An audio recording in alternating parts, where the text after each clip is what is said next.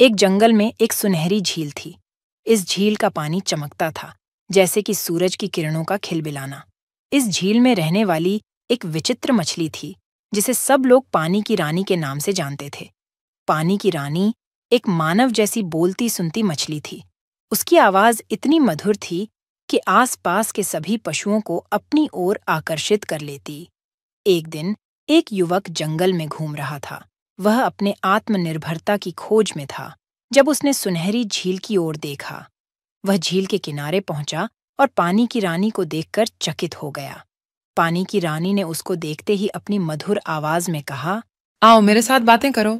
युवक को लगा कि यह कैसे हो सकता है, पर फिर भी वह पानी की रानी के पास गया।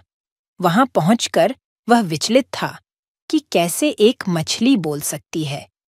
पानी की रानी ने उससे कहा, मैं एक विशेष मछली हूँ जो जंगल के सभी पशुओं को मजबूती और सहारा प्रदान करती हूँ। युवक ने इसे सुनते ही हैरान होकर कहा, पर मछलियों को तो बात नहीं करने की सामर्थ्य होती है।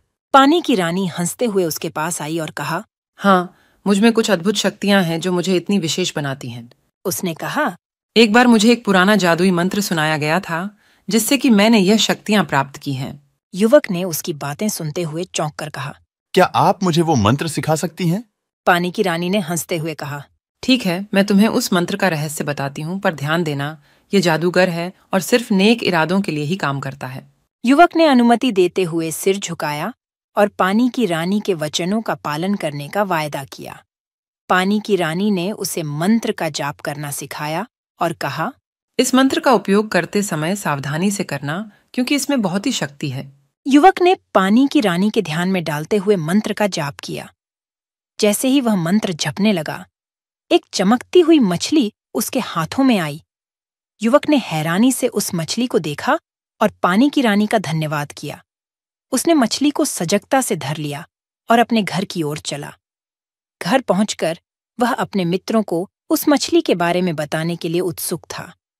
वे सभी युवक के पास जाकर उसकी कहानी सुनने के लिए बैठ गए। उसने अपनी खाने की थाली में से मछली को निकाला और उसकी कहानी सुनाने लगा। उसने कहा, मैं इस झील में एक विशेष मछली के साथ मिला था, जिसने मुझे एक जादूगरी मंत्र सिखाया। इस मंत्र का उपयोग करते हुए मैंने इस मछली को पाना और उसे घर लाने का संदेश लिया। अब मेरे पास यह आश्चर्यजनक मछली है, जो मुझे अनगिनत आश्चर्यमय शक्तियों से संपन्न कर रही है। युवकों ने उसकी कहानी को उत्साहित और उत्सुकता से सुना। वे सभी यह चाहते थे कि वे भी ऐसी विशेष मछली को पाएं और उन्हें भी अपनी इच्छानुसार संशोधित करें।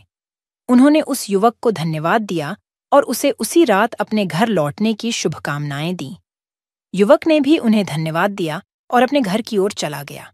गहरी रात की चांदनी के तले वह अपने घर पहुंचा और उसी विशेष मछली को अपने आंगन में रखा। उसने सोचा कि कैसे वह इस मछली की मदद से अपने जीवन को संशोधित कर सकता है। परंतु जैसे ही वह नींद में गिरा, उसके इरादे के बजाय वह खुद को विशेष मछली की शक्तियों का दुरुपयोग करने के बीच खो बैठा। वह उसे अपने लाभ के लिए प्रयोग करने लगा, बिना सोचे समझे।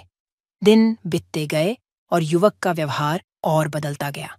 वह अपने मित्रों को धोखा देने लगा, उनकी मदद के बजाय उनसे लाभ उठाने की कोशिश करने लगा।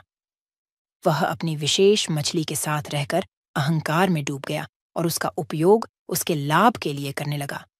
उसकी नज़र में वह दूसरों के लिए बिना किसी चिंता या दया के सिर्फ अपने ही लाभ की चिंता करने लगा। युवक के बदलते व्यवहार की खबर जल्द ही सुनहरी झील तक पहुंच गई। झील के पानी की रानी ने तत्काल उसे बुलाया और कहा, तुमने मेरे दिए हुए मंत्र का गलत इस्तेमाल किया है। तुमने उस जादू की शक्ति का अपमान किया है और इससे तुम्हारे व्यवहार में बदलाव आ गया है। युवक ने शर्मिंदा होकर कहा, मुझे खेद है, पानी की रानी। मैंने आपके मंत्र को गलत तरीके से उपयोग किया। कृपया मुझे माफ करें। मैं आपकी इस विशेष उपहार को गलत इस्तेमाल किया। पानी की रानी ने कहा, तुम्हें अपने अभिशाप का सामना करना पड़ेगा। तुम्हें अब अपने गलती को सुधारना होगा। युवक ने वचन दिया कि वह अपने गलती को सुधारेगा और सारे जीवों के प्रति नेक भावना रखेगा।